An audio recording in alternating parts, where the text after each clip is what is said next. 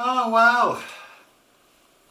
Welcome, bloody welcome, to the show which is called Sunday Chat. Thank you, Paul. And you might have detected that Paul's got a little bit of a horsey voice.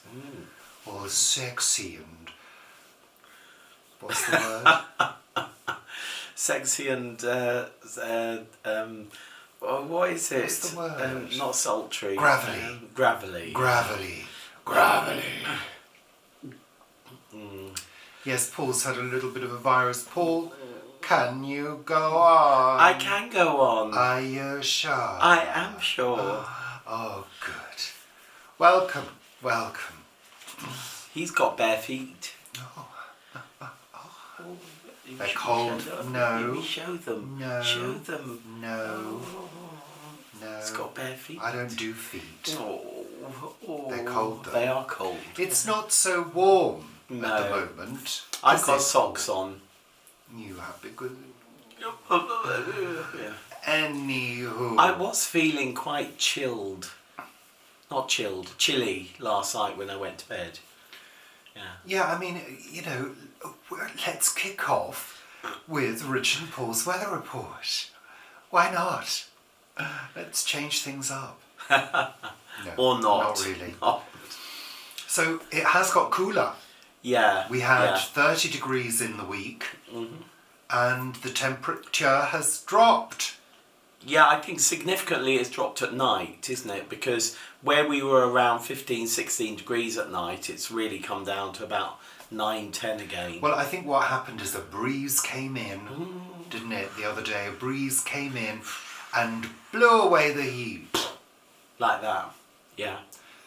Yes. Or like that, didn't it? Which was 'Cause it quite came nice that way. because I opened all the windows and we had a good blow through, which was good. Which was good, which sort of ran the heat out of the house. Yeah. Now it's back to normal summer temperatures of around 21 to 24 Yeah. in the yeah. southeast. Which is quite nice. I do believe up north they've got it a little bit cooler And wetter. and wetter. Yeah. In the northwest apparently they've got rain today. Oh. I know. We haven't. No. Anywho. But yeah, it has been very, very hot. I'm not sure if I said this last week. I'm okay in heat. I just don't, acclimatise well when it just goes from being cold to then being hot. I like it to be a nice steady incline. I don't think anybody does. I think we all like a nice sort of... I mean, it's like when you go on holiday. For the first 2 days you're like this. Why did I do this? This is too hot. I can't do anything other than stay in the pool. Do you remember when we got off the plane at Singapore and then went out onto that balcony outside? Well, you didn't notice it, did you? Because they've always got those you know... Singapore airport is got those air conditioned. Well, they have those tunnels that suck onto the plane, haven't they? That take you straight into the airport. Yeah. So you don't feel the heat. And I went out for a cigarette. Yeah, I went with him. In the days that I smoked. And my God, it was like a wall. It was. It's like a wall hitting you. A wall of wetness, hot wetness hitting you. Yeah, full face. Yeah. That was when we travelled to Bali. It was a long time ago now. It was. Paul, wasn't it? Madonna was top of the charts. Yeah. Madonna was with Rupert Everett. That film that she was in with Rupert Everett. I don't think it was top of the charts, Paul. I think it was. I don't think it was. Oh, he doesn't think it was. I don't think any Madonna film has ever been top of the charts. No, I meant the title track. But we bought the album. We bought the album. In Bali. And it was the next best thing. The next best thing. The soundtrack. Yeah. Well, some of those songs formed our sort of soundtrack of our trip, didn't they? Yeah. You know, because it was a good album because it wasn't all Madonna, basically. Yeah. Madonna's good, but I mean, she needs to... Oh, you're so negative about Madonna. I just think she needs to stop dressing in a basque at the age of 63 and getting her baps out at every second opportunity. Good for her, I say. Really? Yeah. Yeah. I mean, in Bali, the older they get, the more they get their baps out, don't Well, they? that is true. That is true. So actually, it's quite apt, really, that we're talking about Baps and Bali and Madonna and ageing. Yeah. Well, Paul, I just hope you're not getting your baps out at 63 because nobody wants to see them. I don't think anyone's wanted ever to see them. Oh, I No. did, baby. Oh. When you were slim. For those 3 days of Yeah, my life. yeah. Oh dear. Yes, those days when I was slim. Gosh, that was like 30 years ago. And then I think you got fearful of me running off with somebody else, so you started fattening me up. I think that's what happened. Yeah. I don't Yeah. think so. I think so, yeah. Making, getting sort of big sort of spaghetti bologneses and saying, Well, I think it's the same for everybody when they're in a relationship. You end up going out to eat a lot, which we did in those days. Not as much as other people, but we were going out in the evening. We were, like we said before, 3 nights a week was a West End show for both of us, not necessarily the same shows. You'd be going as Ticketmaster to some shows, I'd be going as the agency I worked for to certain shows. Yeah, but I mean, we would go out on the way home. We'd drop into a restaurant sometimes. Yeah, we would, yeah. Steph's in or Soho. Le Mercury in Islington. Yeah. Or Pierre Victoire, do you remember that? By was it the Comedy Theatre? I'm not sure what it's called now. I can't remember. But yeah, that was quite a nice one as well. The Grill, Covent Garden. Yeah. Yeah. Oh, dearie me. I don't know. The days when we had spare cash. Yeah, we just, Or not. Because nobody was really afraid of overdrafts in those days. No, they weren't. No. Now I never ever go into overdraft. No. Ever. No. I wouldn't even dream of it now because of the cost of it. Yeah. But there you go. There we are. A little slice of life. I was thinking about Ticketmaster the other day because, and Wembley, the days of call centres when when you booked your tickets, you phoned a call centre and spoke to a human. Yeah. Rather than hanging on waiting for the line, not the line, but the booking time to open on a website. And then, like when we were booking the Kate Bush, your card needed to be registered beforehand or something. No, it didn't we couldn't get online, and we had to use a special code. We had to use a mobile dongle to get that's online right, because we had a problem with the internet. Yeah. And then because we'd done that, the connection didn't recognise the card for some reason. Yeah. Then I was screaming at you to get another card. And it has a countdown thing, you have like a minute to pay this, and like 59, 58, and 57. you passed the card, and we dropped the card on the floor. Yeah. And it was a nightmare. So back in the old days, I mean, I started as a sales operator. I trained as a sales operator with Ticketmaster, and you had to learn the whole thing, everything about theatre, all the theatre terms that, I was totally unfamiliar with anything to do with theatre. Well, we both in terms were, of ticketing. Really. So I learned to be a sales operator, and I slowly moved up the ranks from sales operator to senior operator, and then I left, and then I went to Wembley and became a sales operator at Wembley. Then I was told to apply for a job as a supervisor at Ticketmaster. This was a few years later. Got that job and then worked my way up to manager. Yeah. Yeah, and then was made redundant. Yeah. Hurrah. Yeah, gosh. Good old days of redundancy. And I'd worked in Guernsey, I'd worked at St James Concert and Assembly Hall. So we'd had events and things, so I sort of understood about ticketing. And do we have a ticketing system? I don't think we did. I think it was a manual ticketing system that we had then. Sam McGregor might put me right on that if she's watching. But yeah, it's ticketing. Lovely. It's changed so much. Yes, it has. And now with For Her Sake and the Great Green Barn, I'm sort of doing ticketing again for events. And actually, without sales operators, you can't say things like, "Oh, you haven't got tickets to that. Would you recommend anything else?" Yeah.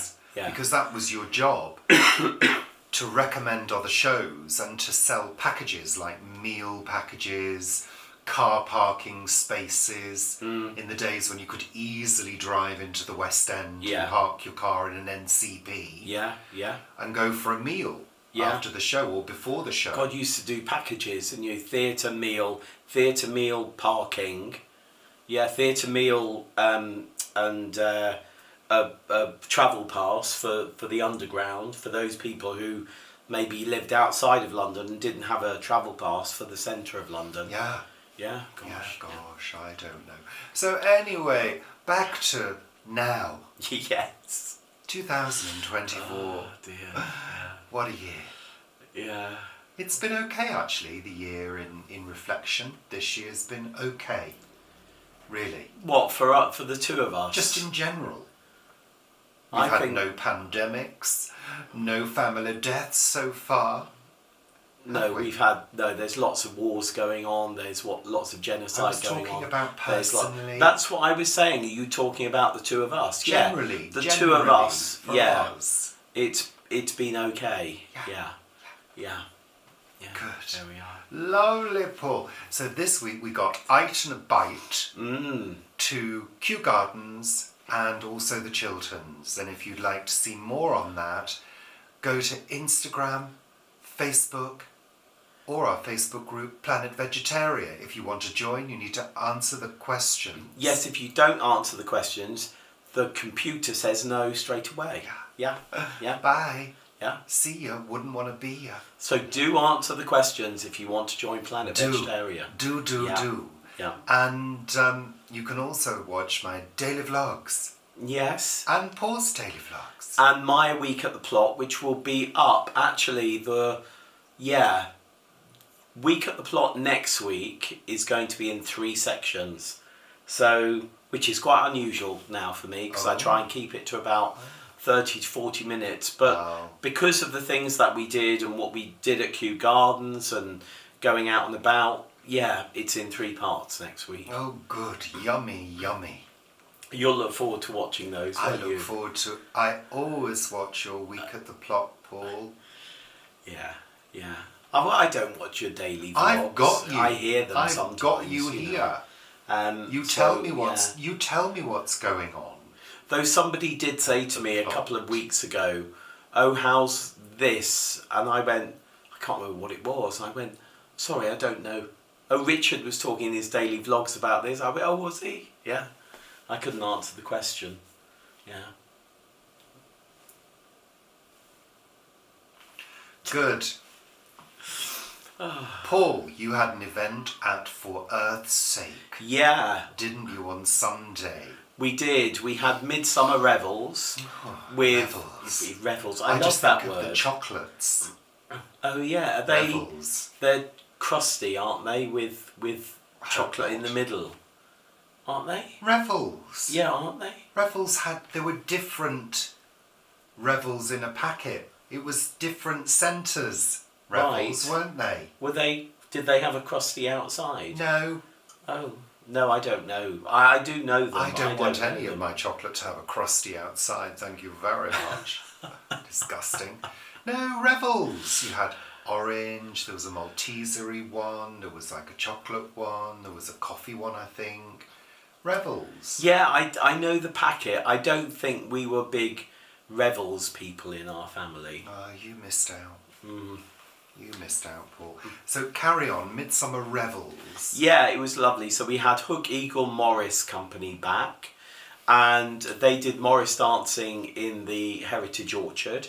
And also we had a maypole. Ooh, I love a maypole. Oh, yes. And it was just great fun. And we had Splatter Rat, which is a sort of where what our rats, we made them. They were socks with rice inside them, and you put them down the pole pipe, and you've got to sort of splat it as it comes out the other end.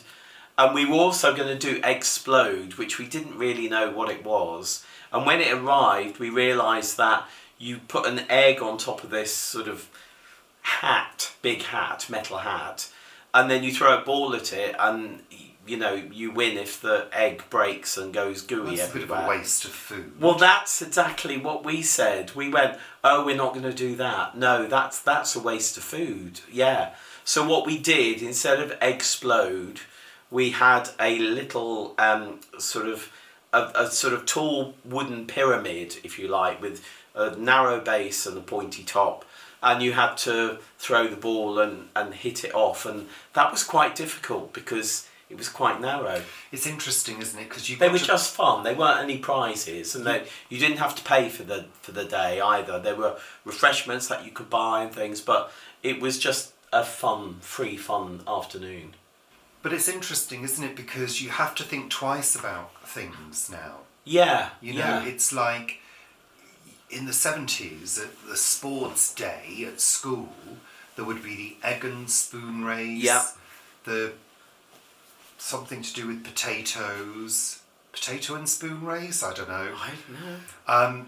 I mean, and obviously these things become kind of ruined, Well, yeah. And today, you can't think of... You have to think food waste. That is food waste. Yeah, it is. Totally. You absolutely can't do anything like that. You can't do anything that involves frivolously using plastic. So, we used to play with balloons filled with water. Yeah.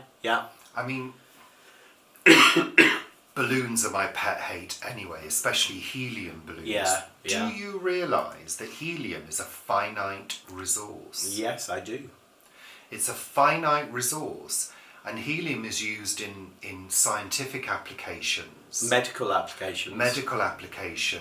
Various machinery relies on helium elements and stuff like that. And people buy these helium tanks to fill balloons to do gender reveal parties. Oh, all of that is rubbish anyway. Yeah, Pathetic. I mean, really. It's just all of those parties, I think, baby showers and all of those. I think all of those things are just something that's been created by the consumerist marketplace so that people will spend more money. Yeah, of course. This letting off of balloons and, into the environment. And Chinese lanterns are still going on. Worst. That's insane. Absolutely insane. Nothing really should be released into the environment in that way. No. It's, Yeah, same as fireworks as well, Yeah, well, we have drones now. Well, yeah. Amazing drone displays. But again, those drones are still having to run off electricity. Well, they are, yeah. That is from oil-powered generators or whatever. Yeah, many of them are. Gas-fired doodahs and la-las and ding-dongs. Ding-dongs. Yeah. So yeah, it was a really lovely day, and we had Moo ice cream, which is a local, an ice cream that's made locally to us. That went down really well, and yeah, it was just a really nice day. And we've decided now that it is going to be an annual event. So we're going to have our winter wassail in January, which is the wassail of the trees in the orchard, and then there's going to be Midsummer Revels, which will be on the nearest Sunday to Midsummer's Day. So yeah, that's good because we're starting to plan ahead now for the events, which of course is really important. Good. Yeah.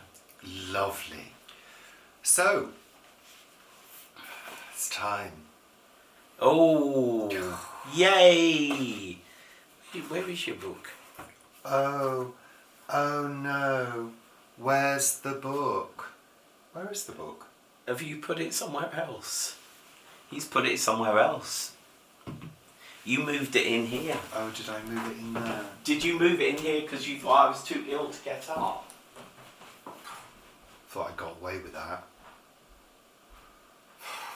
My favourite bit. Is it there? It's Where did I put it? Have you hidden it? Oh no, there it is. There it is. It was under the deck of cards. He'd hidden it. Right. Oh God, here we go. What is the date? 30th today for the viewers. Yes. Last day of June. Gosh. Ah!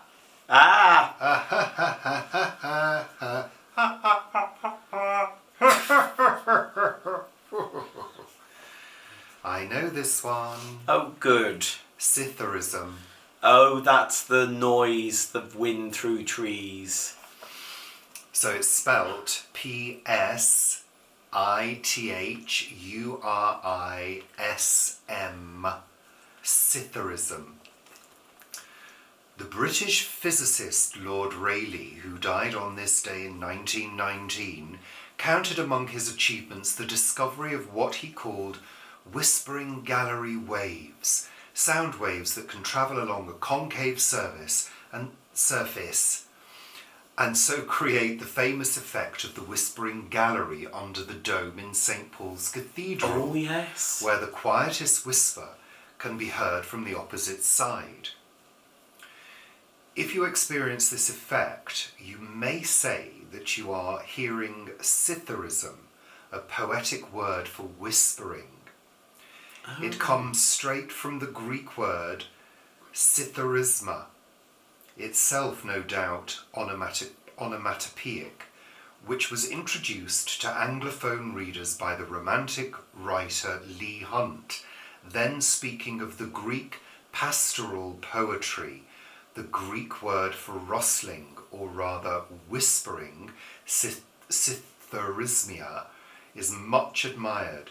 Whispering is hardly strong enough, and not so long drawn out. There is the continuous whisper in Cytherismia. Cytherisma. The word was later Englished to Scytherism, and patiently awaits anyone who cares to say it very softly. So it's not wind through trees. We know it as, yeah, it is. Right, It's okay. also, it is used. We know that. Have you... From other books. Yeah, that's what I thought. Yeah. Have you done St. Paul's? No, I haven't, because I'm not sure my head would cope with the heights. Because it's a little vertiginous, isn't it? It is, yeah. I did it, I think we climbed up the first ever holiday in London I had with Mum and Dad. We went to St. Paul's and climbed up, and that whispering gallery, it's quite funny. And of course Dad said a naughty word and it made me laugh. Yeah. Lovely. So let's move on to the final segment. We're trying to keep things short because I don't really want Paul to strain himself. So TV. We continue with the series Dark Matter, which we'd kind of put to one side. That's on Apple. It's good, but it's kind of... It's another one of those that it should be shorter in episodes. It's a little drawn out. Yeah. It's all about the multiverse theory. Yeah. That is the theory that every possibility exists at the same time, all of the time. And this is about a person who is, through mechanical means, is able to access it. That's all I'm going to say. I don't want to spoil it for anybody. It's interesting. It's a little intense in places. Is it? I think so. Right. There's some sort of intense emotional moments. Right. But yeah, I mean, I think it's well worth watching. I think it's worth watching. I hope it's going to pan out in a more satisfactory way, let's say that. Well, I did see the other day that they are looking at commissioning Dark Matter 2. Good. So We watched a sci-fi film called Nope. Yes. NOPE. Yeah. I really enjoyed it. You did. You enjoyed it far more than I enjoyed it. It kept me awake. And It did. It kept me absorbed. I was intrigued. I'm not going to say anything about it because all I can say is it's about UFOs. Yeah. Or a UFO. Yeah. And not going to say anything more because the reality of what they discover is really, really weird. Yeah, it's quite bizarre. Yeah. Quite bizarre. Very bizarre. Yeah. And it kind of... There was a feeling about it that reminded me of another UFO movie. The one about Whitley Strieber. Played by, what's his face? Oh God, I can't remember the actor's name. It's about the Whitley Strieber book. No, I don't know. He's a writer who... Excuse me. Who claimed to have been abducted by aliens. Right. And it was kind of back in the 80s, I think, when the book came out, and it had the face of a grey alien on the front. As they all do. And it kind of had there was a bizarreness about it, and elements of Nope had a bizarreness about it. Yeah. That kind of, you know when you find a certain scene just very bizarre and kind of quite frightening, but bizarre. It kind of reminded me of that film, and I can't remember what the film is. I'm sure you will, enlighten me on that, those of you that remember that film. I think it was quite interesting. There's horses in it. It's not a Western, but there's horse wrangling and sort of management in it, and it's quite interesting that over the last few years, particularly the last few years of streaming, sort of horse and cowboy stuff has sort of come back, and ranching particularly, I've noticed, because it sort of went away for a while. Of things. Well, quite a few things. Yellowstone, what we watched. I think it's quite interesting. There's a lot more than there used to be again. I think these things go in cycles. I don't agree with horses being used. Well, no, I don't either, but, they are. I think it's wrong. I think the whole thing about horses is wrong. I don't think they should be used in any way, shape or form. They should be wild animals that are left to roam free. Ice cream van. Yeah. Anyway, we continue with butterflies, and again, yeah. It's bittersweet. Yeah, I don't think I'm really enjoying it. Yeah, it's aged. It hasn't aged well in terms of the subject matter. We talked about it last week. Let's not go over old ground. We watched Question Time. Of course, it's getting nearer and nearer to the election. We've already voted. Yeah. As we told you last week, we've done our postal vote, which we're very happy to do. Politics is kind of getting interesting in terms of really hearing what people have to say when the chips are down. Do you know what I mean? And actually, I'm not impressed by anybody other than the Liberal Democrats and the Green Party. Yeah. They're the only ones that seem to have truth in what they're talking about. I think... But although I thought Rishi Sunak against Keir Starmer the other day in the debate, Rishi came off better. Well, you didn't see the whole thing. No, I didn't, but Keir seemed to just be flustered a little bit. I felt. I mean, anyway, I'm not talking politics. I'm not doing it. I think it's interesting. The Lib Dems have come out with a new... because there's Question Time is the prime example of what I'm about to say.